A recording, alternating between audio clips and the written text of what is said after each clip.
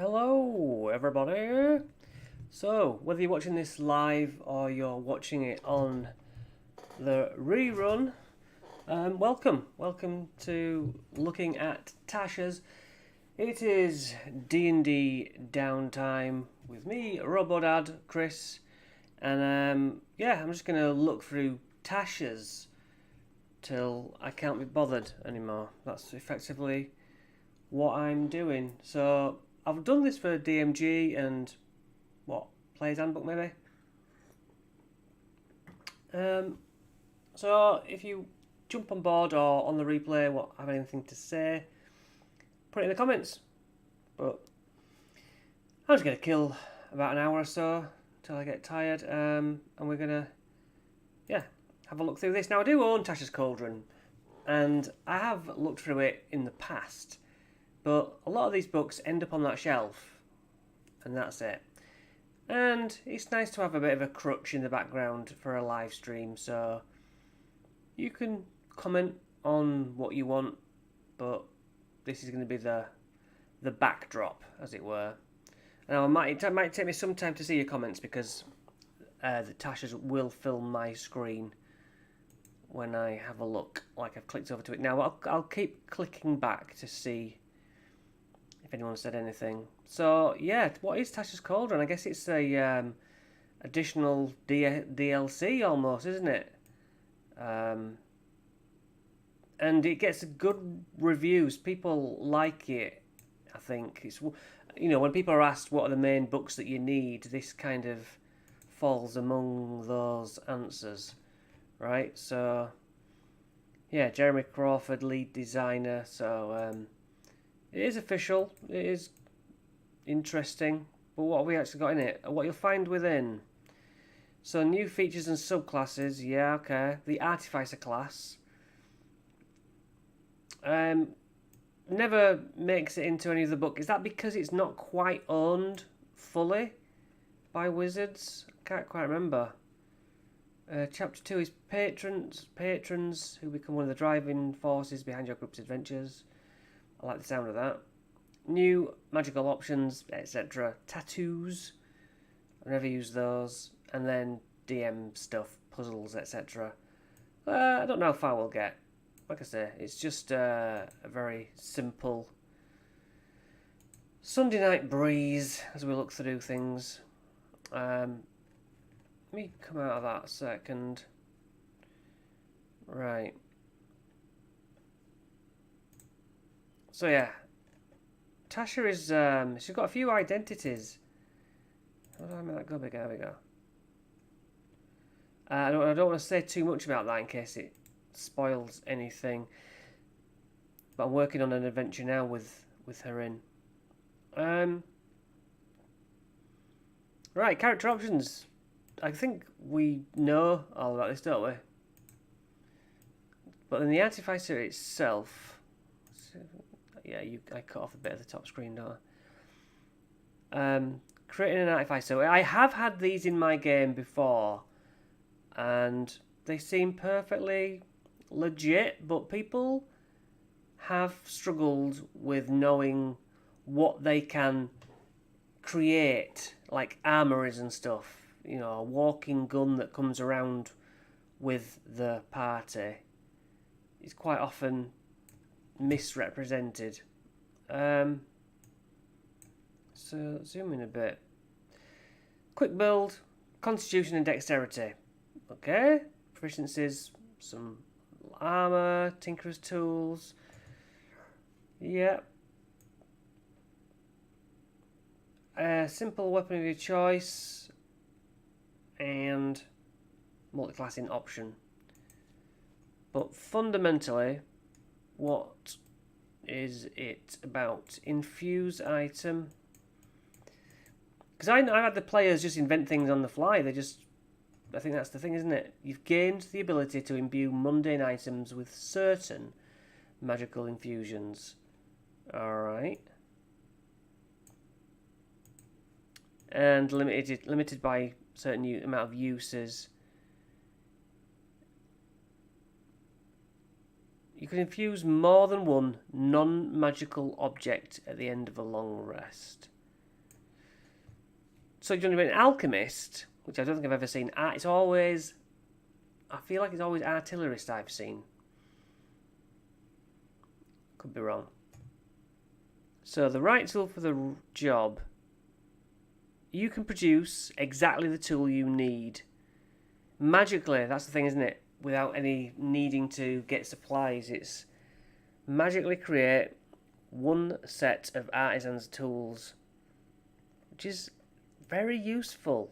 And there is a case of is it overpowered? Not really sure. Your proficiency bonus is now doubled for any ability check that uses your proficiency with a tool.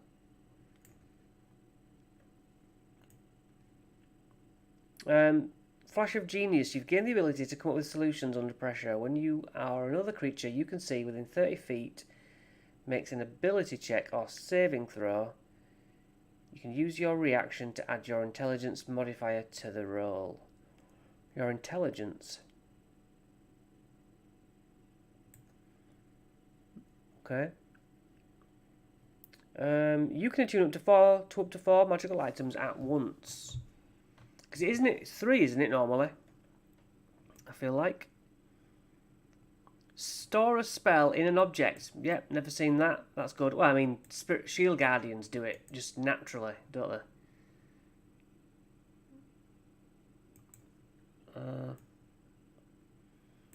But I like the idea of that. I've never played one. I certainly would. At 14th level, which you might never get to, tune up to 5 magic items. It's pretty sweet, that. +1 to all saving throws per magic item you are currently tuned to. So yeah, more tool proficiencies. This is the alchemisty guy. The armourer. Proficiency with heavy armour. Certain armourer spells. Magic Missile, yeah. Thunderwave's good. Shatter's good. Lightning Bolt, Fire Sheet, great. That's a good set of spells there. I don't know why hypnotic patterns in there particularly. But your metallurgical pursuits have led you to the making armour a conduit for your magic. As an action, you can turn a suit of armour you are wearing into arcane armour, provided you have the smith's tools in hand. So there are some things that make it you have to have such things. Where's the one that you have like things following you around? Is it artillerist? Yeah, Eldritch Cannon. There we go. Yeah.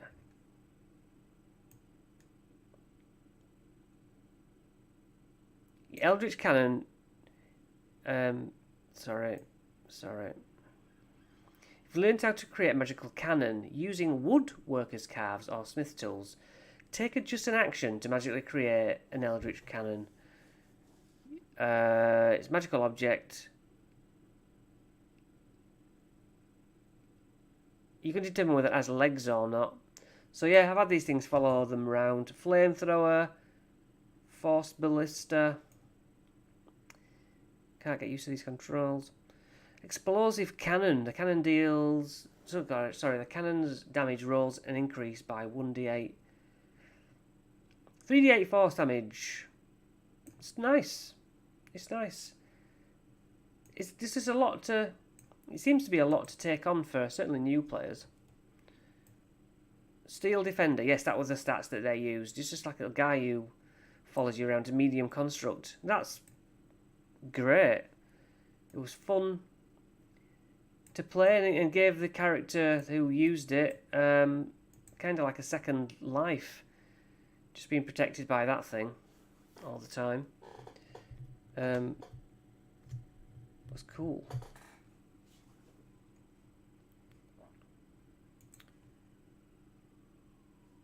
Next.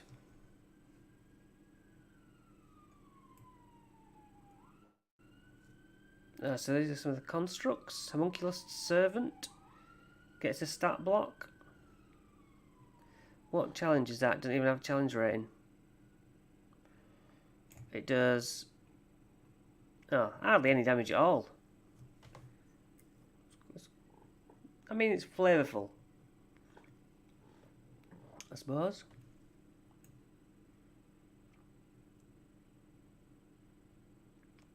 Radiant Weapon gives you a +1 bonus to attack and damage rolls made with it. While holding it, the wielder can take a bonus action to cause it to shed bright light. Because it's a radiant weapon. 4 charges. You can blind the attacker. That's nice. That's pretty sweet. So I like this. Artificer is... it's very varied in what you can build, I think. And is that what puts people off? I'm not sure. So we got a barbarian. New subclasses. Now, I don't know how out of date these are going to be now, because some of them have been upgraded, haven't they? For the new PHB, Path of the Beast. Alright, one of your parents is a lycanthrope. I like that. Explains why you're all animal-y. Your mouth transforms into a bestial muzzle, or your great mandibles. It deals an extra 1d8 piercing on it. Each of your hands does an extra 1d6 slashing. That's nice. Wrong word. Bestial Soul. Path of Wild Magic. So yeah, I've got a Wild Magic table which has been improved in the new book.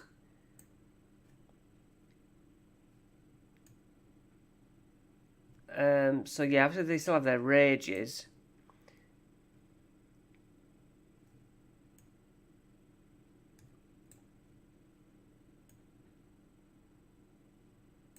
I always like the barbarian stuff. When you are imperiled during your rage, the magic within you can lash out. Immediately after you take damage or fail a save while raging, use your reaction and use that effect. You know, when I think of barbarians, I think, oh, it's quite dull. It's quite like fightery, but when I actually read what you get just as a base barbarian class alone, I think that is sounds enjoyable. So yeah, we might come back to these, but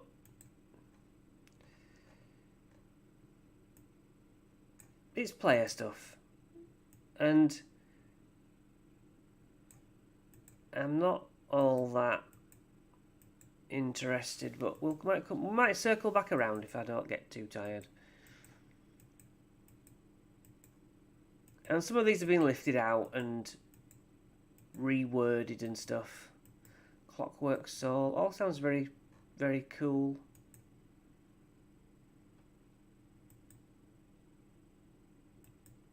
Extra attack, that's always nice. What's this? Feats. Okay, I'm a bit more interested in feats. Oh, no, I've talked about the chef one before. But what was it about the chef that I liked? Oh, it's just that you can, like, cook up food. When you finish a long rest, you can cook a number of treats equal to your proficiency bonus.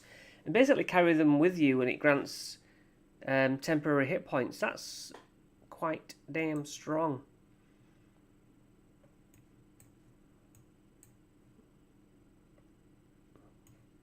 Come on, controls. Crusher. Increase your strength or con by 1 to a maximum of 20. When you hit a creature with an attack, it deals bludgeoning.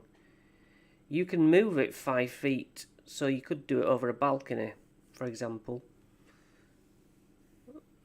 When you score a crit, attack rolls against a creature are made with advantage until the start of your next turn. Yeah, bit of a strong boy. Eldritch Adept. You study occult lore. You learn one Eldritch Invocation option of your choice from the Warlock class. Alright. Fey Touched.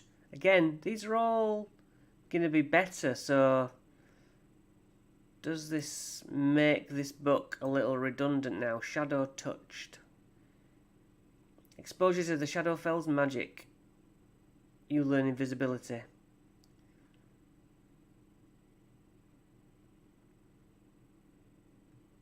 A skill expert.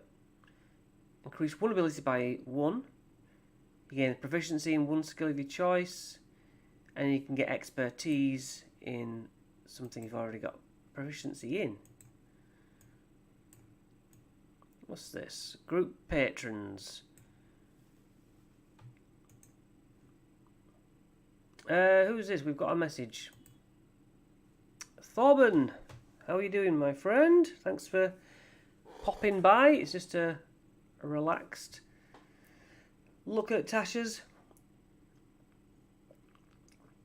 I don't know if you're a DM or a player. I'll check the comments in a minute, because when I go over to my screen, I lose all the StreamYard contents. Perks. A group patron offers your party a number of perks for your service. These range from standard business arrangements, such as a steady wage and access to staff facilities, to extraordinary boons, such as audiences with powerful figures. Nice. I like that. I'm looking forward to doing these sort of expanded things when the Bastion rules come in, when the new edition comes out. I'm going to start doing, like, we're going to have a Bastion and the players are just going to go off in my world and everything's open to offer, really, which is cool.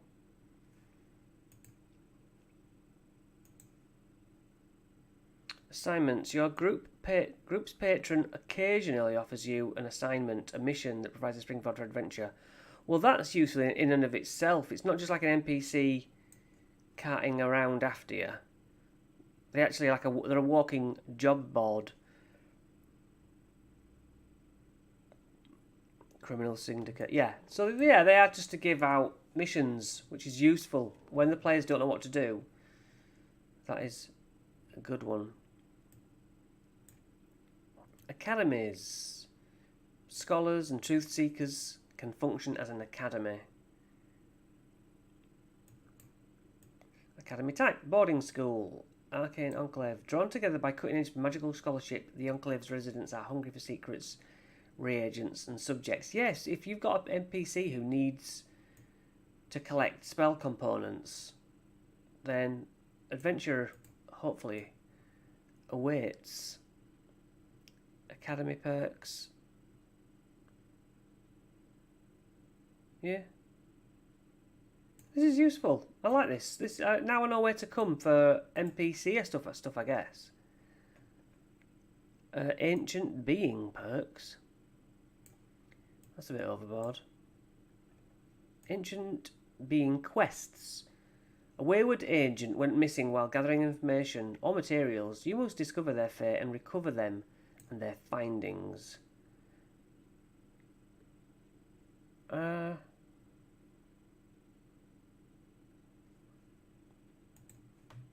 Yeah. An aristocrat contact.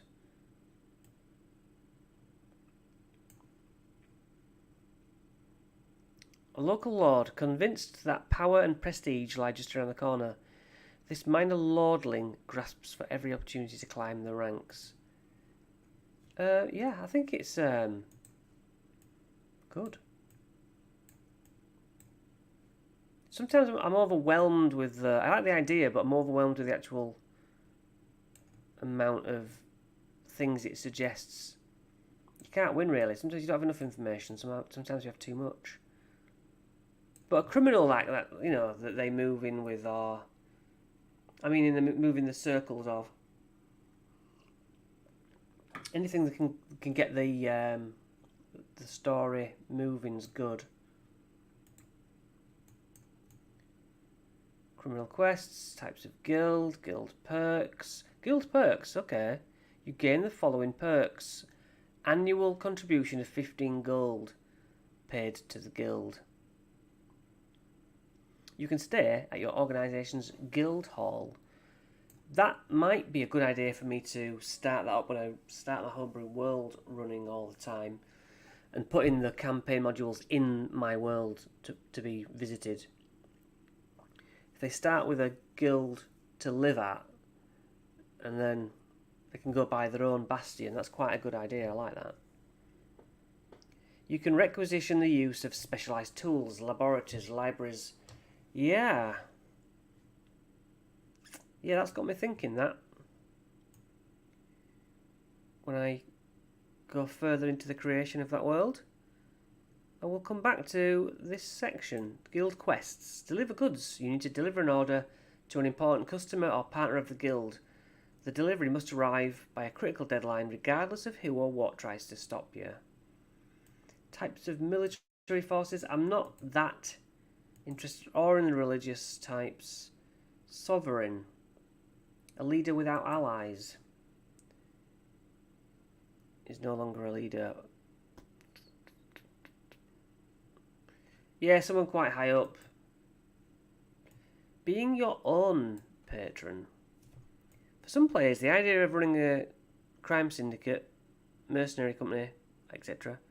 is far more exciting than working for someone else. That agreed. When you're the boss, the perks of belonging to an organisation becomes expenses you have to worry about.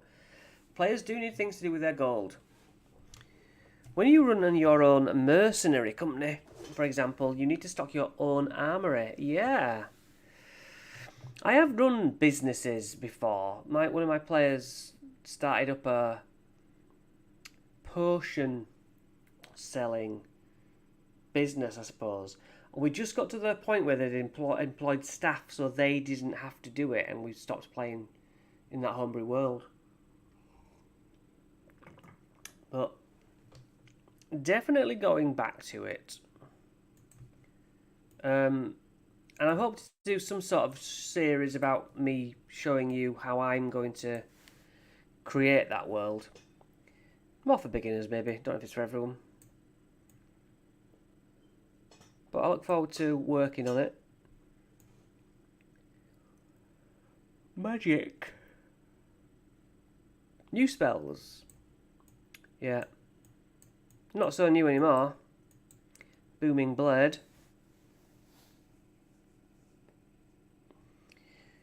On a hit, the target suffers the weapon's attack normal effects and then becomes sheathed in booming energy.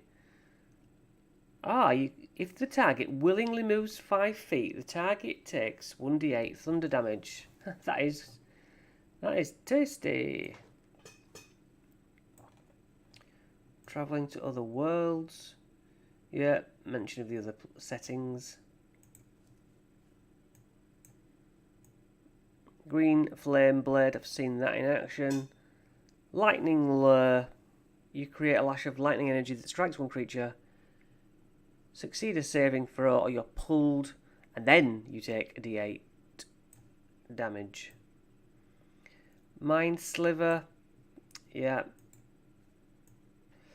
So yeah, this book then was introducing further stat blocks, which is good to know.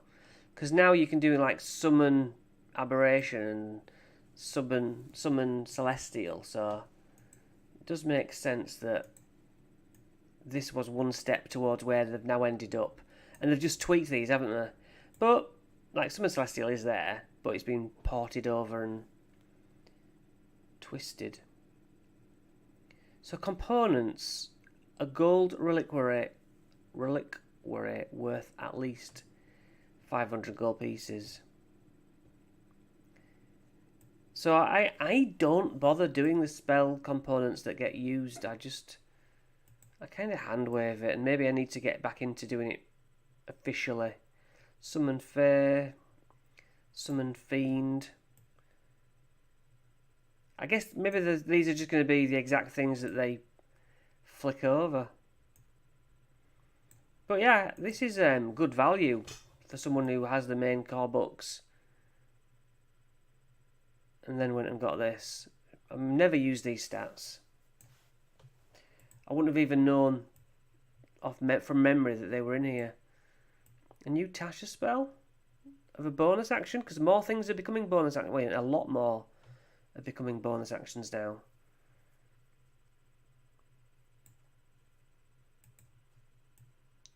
is good. Right, magic items. I do like a magic item. A magic tattoo.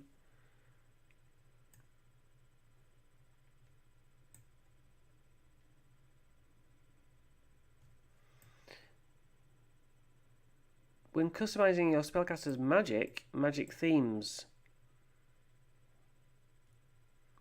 Book, pages, origami, quills, and ink, all accompanied by rustling sounds and library scents.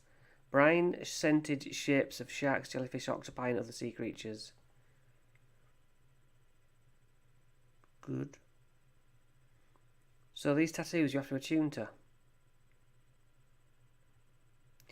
Magical tattoos. Blending magic, art, and artistry. Right, magic tattoos are initially bound to magic needles, which transfer their magic to a creature.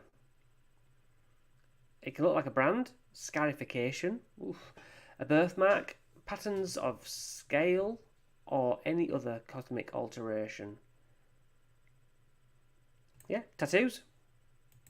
There's also dragon marks, of course, in... what's dragon marks in? I want to say dragon marks is in the Magic the Gathering setting. Is it not Ravenloft?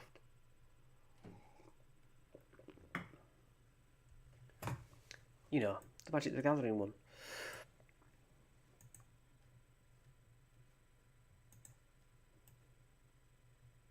What's it called? That's going to bug me, hang on.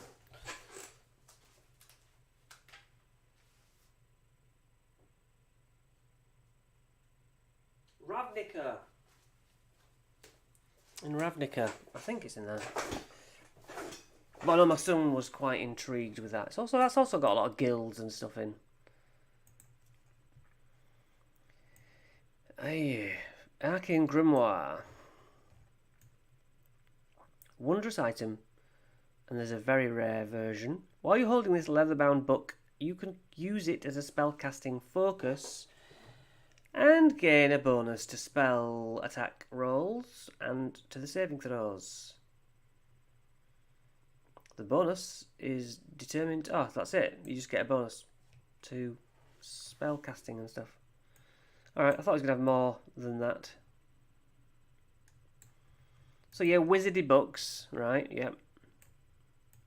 Baba Yaga's Mortar and Pestle. You gain minor and major properties. That's a good table in the DMG. Not quite curses, but like good and bad things. It's a lot more juggling though. You have to remember the characters have to play to these things. Cauldron of Rebirth. That could be an item that makes for what the players are after. Cauldron of Rebirth. It's tiny. This tiny pot bears reliefs. It functions as a component for the scrying spell. The name I found quite intriguing, but it's not that interesting actually. But I do like magic items.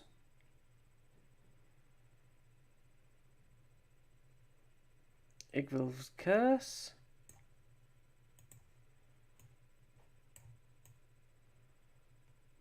Oh, that's cool. Demon on... Alright.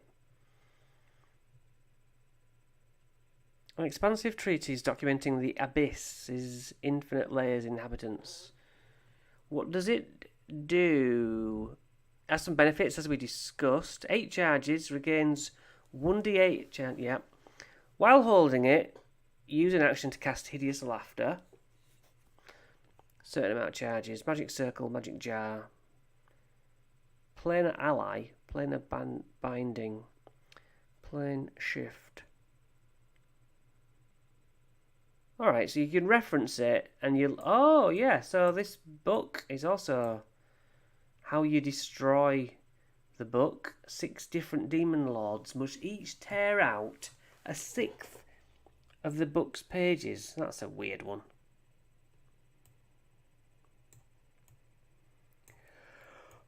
I guess that's why it's hard to destroy.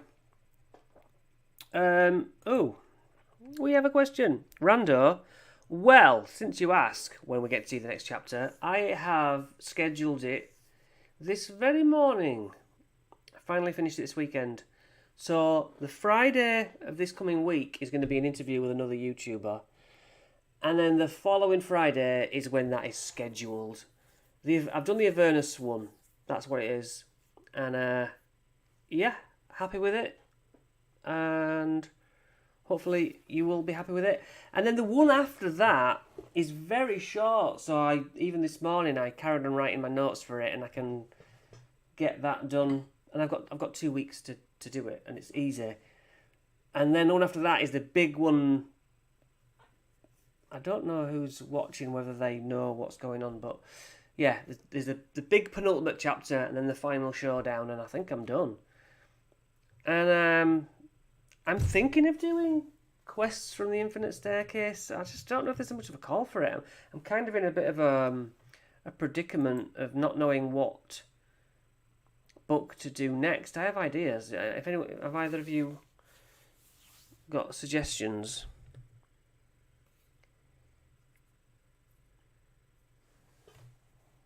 Well, looks like they've gone.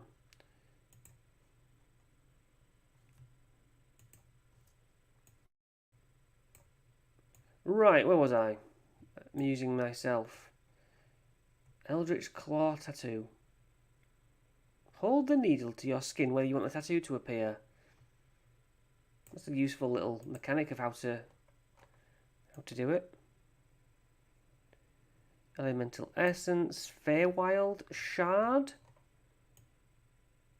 What does it do? What does it do? When you use a metamagic option on a spell, you can roll on the wild magic surge table. I always thought that wild magic things were like you don't want it to happen. Is it decent then?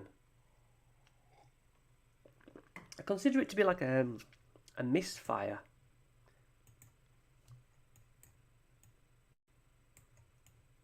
I don't know. I don't play it. I don't play this game.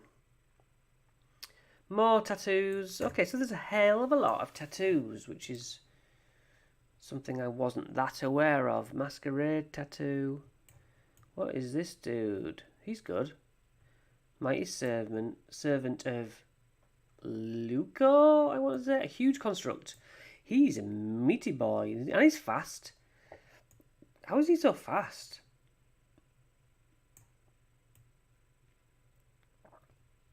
And how do we make him? Wondrous item. He's crafted. 2 creatures can be attuned to the servant at a time.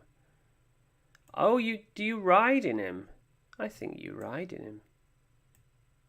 How cool would that be? Not as cool as the beholder head that we had in our game. You could ride in. Okay, damage immune. Yeah, it doesn't even say like from non-magical weapon, from weapons that are adamantine or whatever. Just immune to acid, immune to bludgeoning, radiant, lovely. And it has blind sight. Immutable existence. The servant is immune to any spell or effect that would alter its form or send it to another plane. I would love all my villains to have that. Because, damn, my players really annoy me when they do that. Sorry, where are we? You was listening. I thought you'd gone. I don't know too much about the Infinite Staircase. Well, it is basically a rehash of old campaign. Those mini campaigns they had like in the 80s. It's a compilation. But it just looked interesting. And I wasn't particularly interested in another anthology. But when I posted about it on my community, they were like, oh no, actually that was good. And I think a lot of people are interested in playing the old modules and getting a sense of what was it like when Gary Gygax originally used to design these things. But they fit into modern day rules, which are obviously more streamlined, easier to run. Yeah, so we'll see. Because I was all up for going into Strad, and then Vecna was going to come out, and I thought I'll just wait. I'll just wait for that. Ooh. I was in your take on it. Yeah, I did a little video flicking through it very recently. See, I'm not yet confident enough. You know, when you put my take on it, I'm not really yet. I suppose this streaming and stuff, you get a little bit of my opinion, but I feel like at the moment I'm quite an anemic, not either way sort of a YouTuber, you know? I just like D&D, all of it. I just don't want to play it as a player much. It sounds cool when I read the stuff, but yeah, I don't know. I think I'm still a bit cautious of having an opinion on the internet, if you know what I mean. But that'll come with time. So this seems to be a craft that I'm interested in. The servant has advantage on saving throws against spells, and spell attacks made against it have disadvantage. It's just a wonderful item to be given. What's its actions? Plus 17. It's a beast. Reach of 10. Triple damage. I have never seen triple damage. That's fantastic. Crushing leap. If the servant jumps at least 25 feet as part of its movement, it can then do basically it's a superhero landing. That's what they're saying. 26 bludgeoning damage and is knocked prone. Superhero landing. Now I'm wanting to know if I've understood this. It's an item. It's an artifact. Named for the warlord who infamously employed it. It's a 10-foot tall machine that turns into an animate construct, not animated. When piloted, it does say piloted, so you do have to climb in it. That's what I was... Yeah, 2 creatures. Get in there. There's a hatch in its upper back. That is coming soon to a game that I play.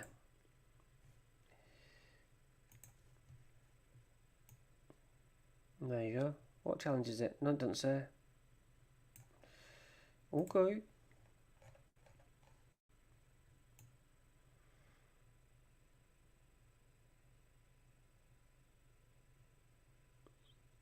Cloaks. You know, in my magic item shops, I never think to put cloaks in them. It's always like weapons. But with doing the shorts, it's there's so many different things. A prosthetic limb, they certainly don't have any of that in. I have once taken a player's limb off them, and I really loved it. They ended up getting a cool metal hand. It was a bit of a give and take situation. I like to think they thought it cool as I thought they should think of it. A Shadowfell shard.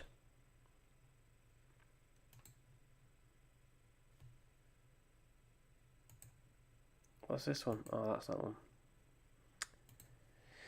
A shard. Yep. When you use a metamagic option on a spell while you're holding the shard, you can momentarily curse one creature targeted by the spell. Nah.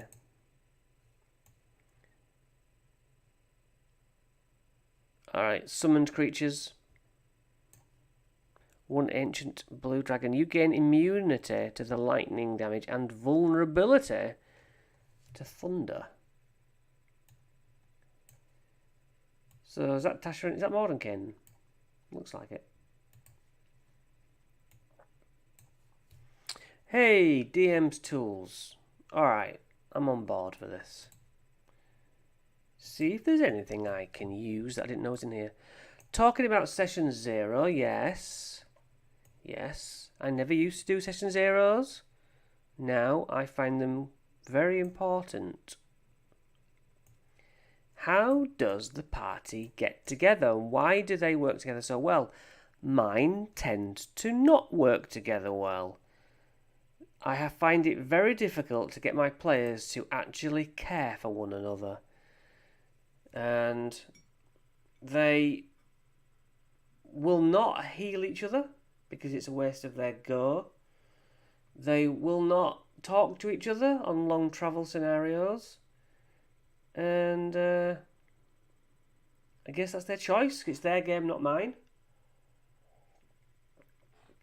But I do wish they would. And I've run Tomb of Annihilation, and when they were given the quest at the start of it, they were all like, "Why do we care? Why do we have to save the world?" It's like, that's because we're playing this. You know, well, what's in it for us? Will you give us loads of money if we do? And I just thought, how do I get you to all be a group? Do you say that you've all travelled together for years, but they don't roleplay as such? Because these characters are all new to each other. They don't think, yeah, but we've known each other for ages. Social contract. Yeah, fun, fair, and tailored for them. That's the game rules. When a player is talking, you are listening. You must respect the players. The players will respect you and the effort it takes to create a fun game for everyone. The players will allow you to direct the campaign, arbitrate the rules, and settle arguments. When you are talking, the players are listening. Ha! Let me see, what do I agree with? You will respect the players by running a game that is fun, fair, and tailored for them. Fun? Yes. Fair? Don't agree with that. If you walked into a jungle and came across a tiger, you're not supposed to think, well, I imagine that tiger is of an equal level for me, otherwise it's not fair. Tailored for them? No. The adventure is where it is. They create stupid characters. They might not fit. You know? That's just, you made that character and you made it poorly. You will allow every player to contribute to the ongoing story. Absolutely, of course. I will have a skeleton of an idea, and if it's like go to the pub and talk to the barman and get this mission, and they decide to prank all the kids in the village, then great. That's what I like. I like get in my world and do what you want. So, contributing to the story, absolutely. When a player is talking, you are listening. 100% I do. The other way around? No. Quite a lot of the time when I'm reading a paragraph like this, they will interrupt with their quips. And it's like, guys, can you just let me finish the text box at least? But it's not really a diss, I'm just saying. It's something I have to battle with. My hard life dungeon master guiding. A soft limit. Oh, okay. Once you have not acknowledged the terms of your game's social contract and agreed to uphold them. Yeah, there's some things that likely cause anxiety, fear, and discomfort. I've never had that come up. I just think I don't swear as a rule 99% of the time. Don't swear in my games, and don't do scenes of sex or any racial stuff. Ooh, that's not true. I sometimes, like, I had a monkey who didn't like goblins, and the goblins were the goblins. They're not real, so it's like they found it funny. But every table's different. But I knew my players were like, it's not. It's just, it's not real. But you got to know your table. There are settings like what level of technology do you prefer? Do you enjoy solving in-game puzzles? Well, I have players who do enjoy puzzles and some that don't, and so you've got to always sprinkle in, some of each. Not everyone will like humour. I've put humour in my games, and some people are like, oh, I don't like this. I like it when we're doing it by the book. Not when you're putting funny characters in. Sidekicks. I have definitely used sidekicks when my son and I do a home game outside and in between the players turning up. So because it's just him, he gets sidekicks. One particular sidekick, and that's been great. Watching we know the history of this NPC who's travelled with us out, in between the actual Saturday games. And we have memories formed on where he is now.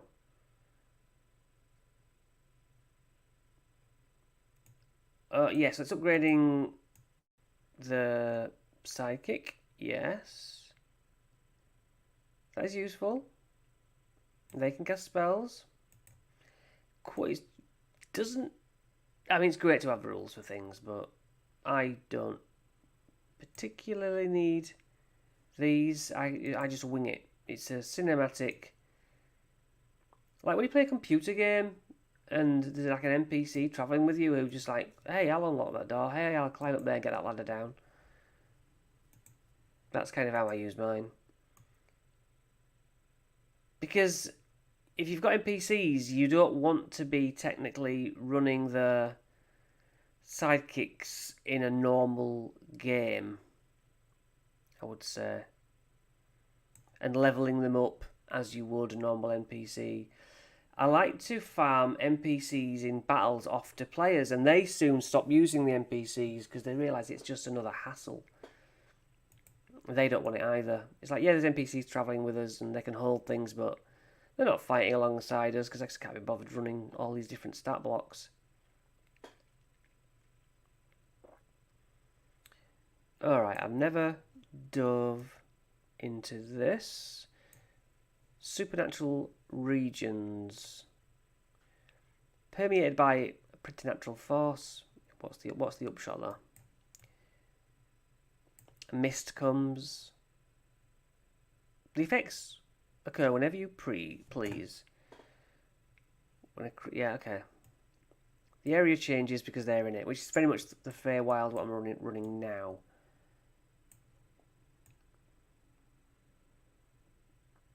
Golden light fills a 20-foot radius, 40-foot high cylinder, centered on one character in the region and then fades. The character and their friends in the cylinder gain the benefits of divine favour spell. Yeah, because gods are real, aren't they? There's no question about gods in D&D. Everybody knows that gods exist. They just choose who to worship.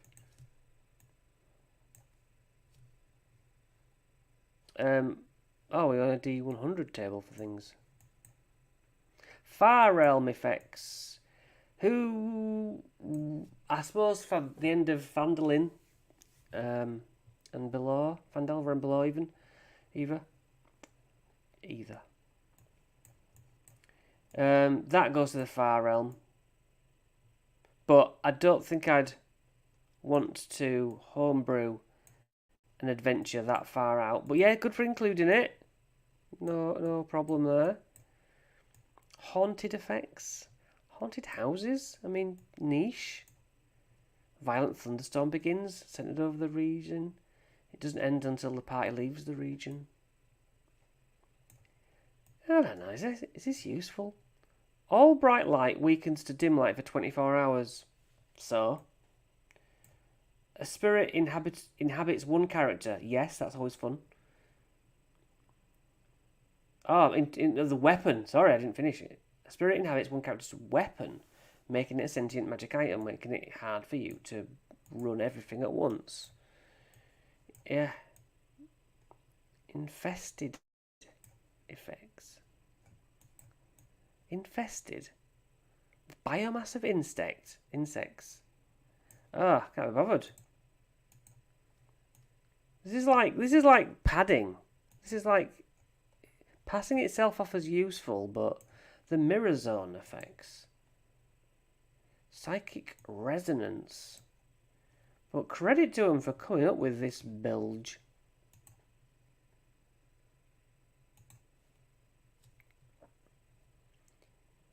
Magic, yeah, Feywild stuff. Headaches and nosebleeds plague humanoids in the region, imposing disadvantage on perception checks. Unraveling magic effects. Unraveling magic. Magic is unpredictable. Yes, that's alright. I could use that. Ooh, all magic items in the region temporarily lose their properties, becoming non-magical for an hour. Artifacts, yeah, are beyond that. A dead magic zone for 1 hour.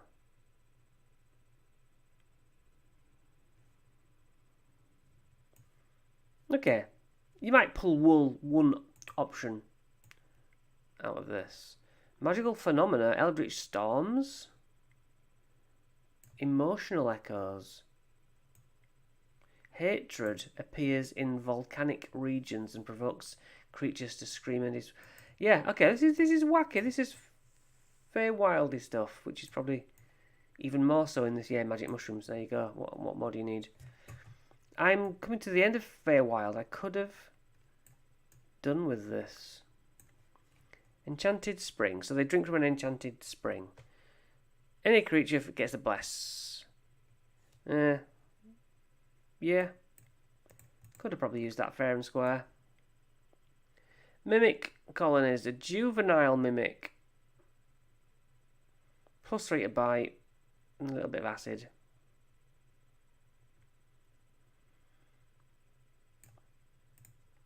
Mimics are cool. Primal fruit. You know, it's... I've never thought, oh, where's the primal fruit section? Puzzles. Why use puzzles? I think puzzles are great. Hint checks. Consult that puzzles hint checks section. Because puzzles can lock the game out.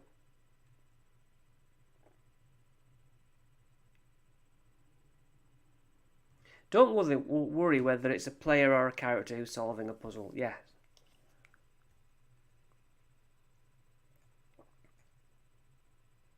Each painting features a number of creatures of a particular kind, such as gnolls, werewolves. And so it spells owlbear.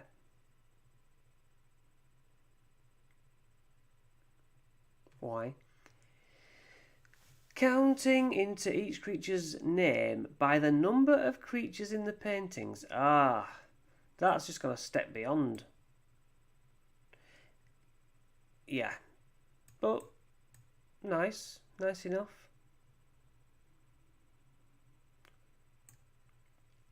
The significance of owlbear might be a passphrase. Yeah, like it. But if your players are just banging their head against a brick wall, that's a little unfair.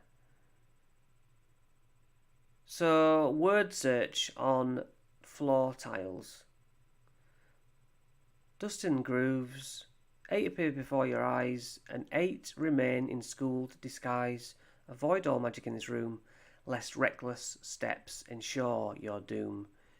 The tiles covering the floor bear a single letter written in common alphabet. So it's giant word search.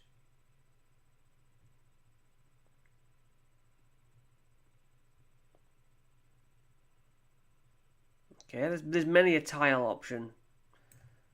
Is this it over here? Yes. The only tiles safe for characters to step on are the ones with the faded black letters in this diagram. They've just reworked this quite recently. Won't say where. Raising the difficulty. The trap casts Dispel magic on each creature. Yeah, the old teleporting trap. Magical fire, of course. Suit of armour appears. Yeah, you can have monsters appear, which is quite far-fetched, but hey, it's D&D. Skeleton keys.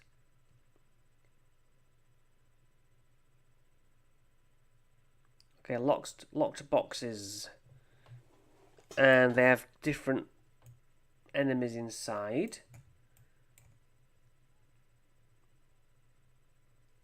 Dozens of gems across the floor. Amid the treasure stands a marble statue with its hands clasped in front of it.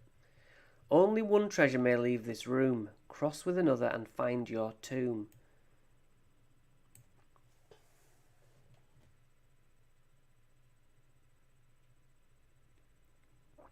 Between the palms even, is a diamond. Once the puzzle is solved. Alright.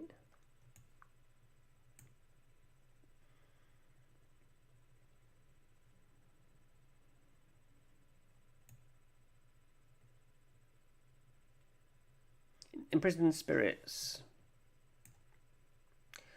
An inventory of the room reveals gemstones in the amounts shown in the gem inventory table. The table lists the gems in alphabetical order, but you should list them in any other order when describing them to the players.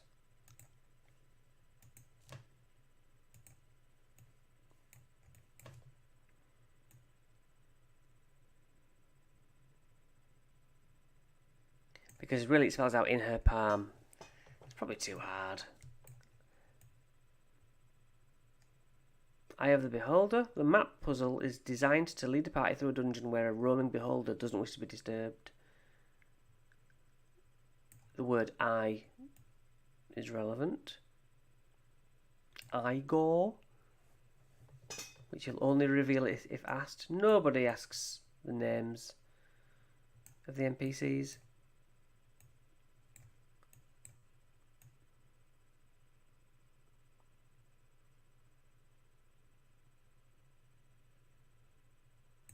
Right, the goblins' riddles and their answers. What beast has the sharpest eye? Eagle.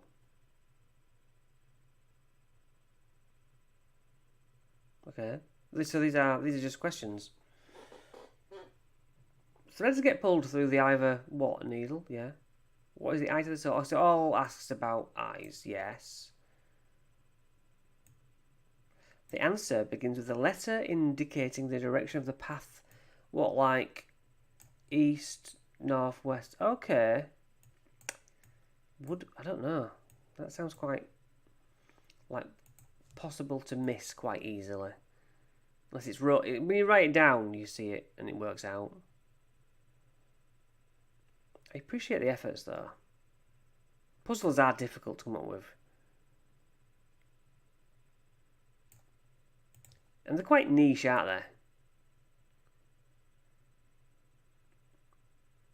Read untouched to gain new spells. Find an old piece of paper.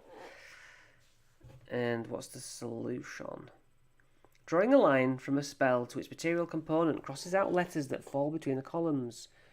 Once all spells are connected to components, the untouched letters spell out presto. When said aloud, causes one or more spell scrolls to magically appear. That's nice. Quite intricate that though. It's more intricate than, like, say, doing a padlock. Something like that.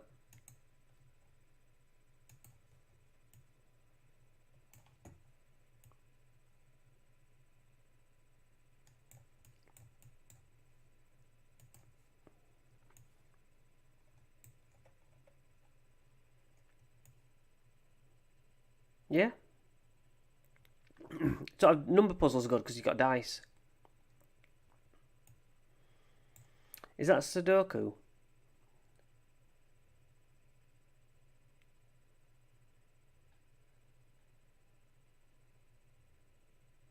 Yeah, it's all 15. Oh yeah, it says there. They all add up to 15. It's a good idea. That's a good idea. I like that. That's probably the only one I'd use so far because it's simple for me to set up. Wrong way. Alright, so there are some decent inspirations there. That's hard, this is the difficulty, okay. So you can't really gauge how hard it is though. If someone's heard of the puzzle or the riddle before, then it's not that hard, is it? Ooh.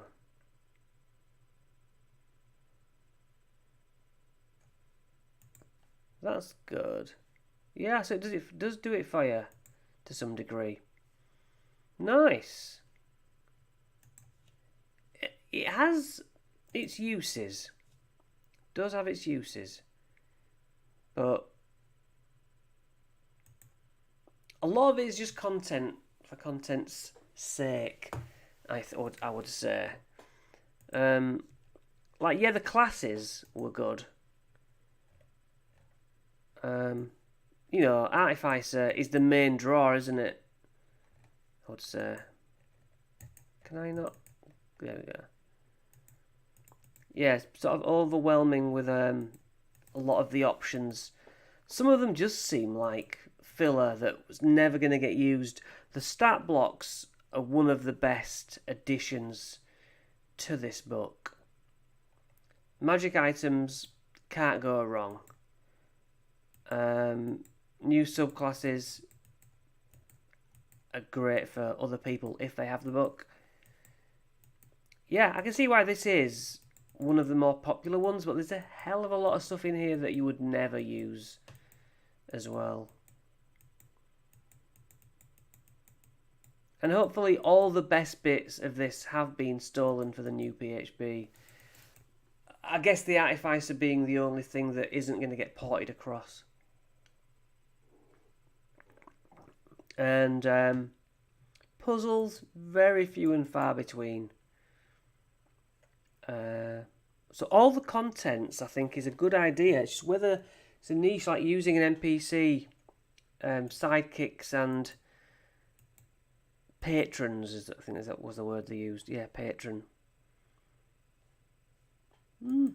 It reminds you what's available. Very good for inspiration.